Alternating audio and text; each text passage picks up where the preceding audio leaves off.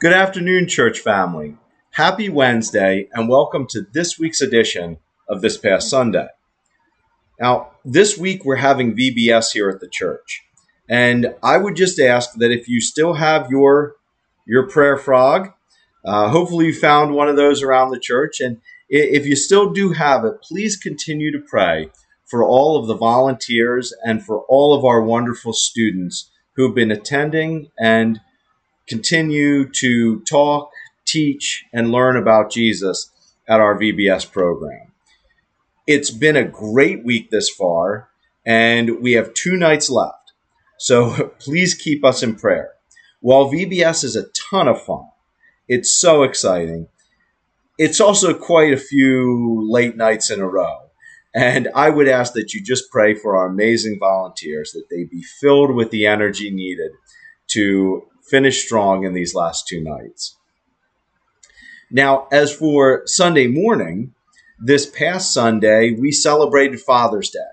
And I hope that all of you were able to have some time of rest and just to spend some quality time with loved ones.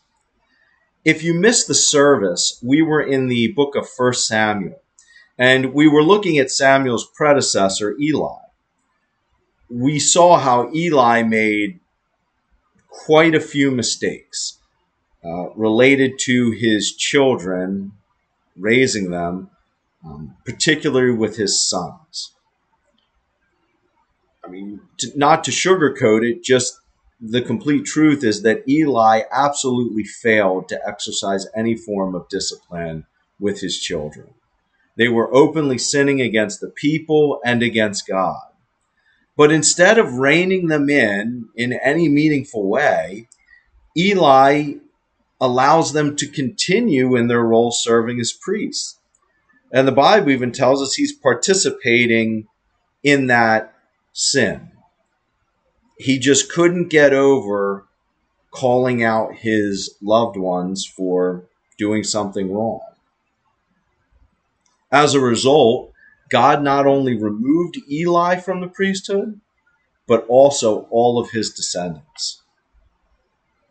With a strong story like that, we ask the question, if Eli had the opportunity to preach just one more sermon today, if he was allowed to come back after reflecting on his life and was given the opportunity to provide us with some parenting advice, what would he say? We looked at 4 areas that I think Eli would want us to focus on in order to avoid, or we could say to learn from, his mistakes. And I'd encourage you to watch the full video of those 4 areas, but just in a brief summation, the 4 lessons we were able to take from Eli were: 1, to make sure our priorities are in order, to put God first in our life, even if that means putting God above our friends and family. Remember, Paul talked about doing it with money. Here we see the danger in letting a relationship come before God. Secondly, a lesson from Eli would be to exercise both sound discipline and careful instruction.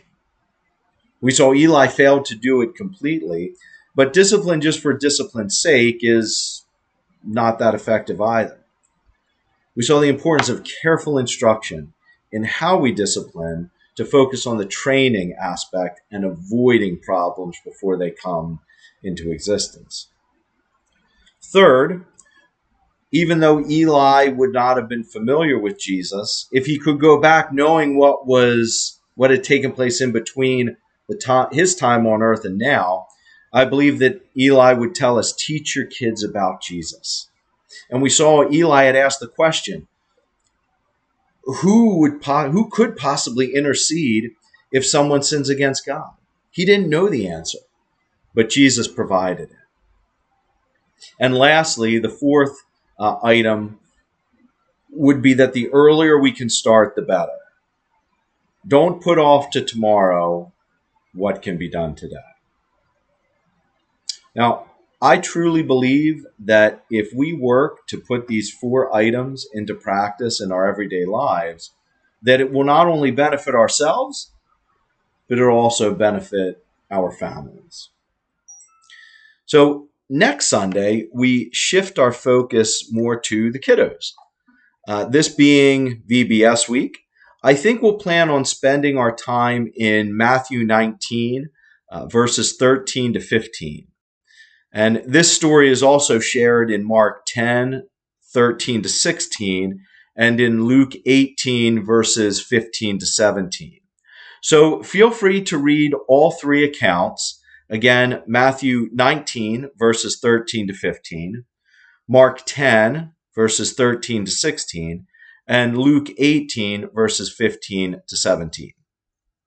Now, you may be familiar with this story already. It's here where Jesus has just finished teaching. He's just finished educating some of the religious leaders and teaching the masses. And several parents are trying to bring their kids to Jesus.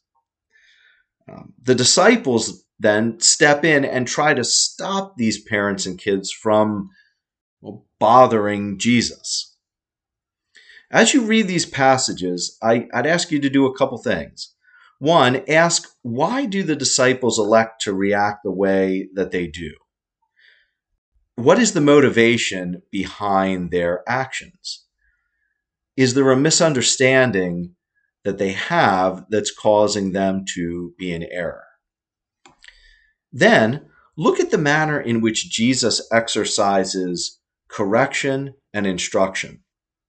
One of the things we've seen from both Paul and in our lessons from Eli is the importance to have correction coupled with careful instruction. And Jesus does it terrifically. We'll break down how Jesus elects to exercise these items with his disciples. And finally, consider what Jesus means when he says, the kingdom of heaven belongs to such as these. What is it that children represent, and what qualities do they bring that Jesus is looking for each of us to model? So, a few things to ponder for the rest of this week. Now, aside from the sermon this Sunday, I'm also excited to let you know that this next Sunday, I'm going to be able to share a little bit more about our upcoming membership and baptism class. If you've been considering baptism or church membership, I would invite you to consider signing up. As I said, I'm going to be sharing some information this Sunday, and then keep your eye out for next week's midweek message. In next week's midweek message, the sign-up sheet will be there. You'll be able to click on the link and sign up. There's going to be several weeks between the opening of the sign-up and the classes starting. So if you have questions, if you'd like to talk any more about it, please see myself or any of our elders, and we'll be happy to talk about church membership and or baptism. Now, with so many things going on, I really hope that you can join us this next Sunday. I look forward to seeing you then, and until then, take care and God bless.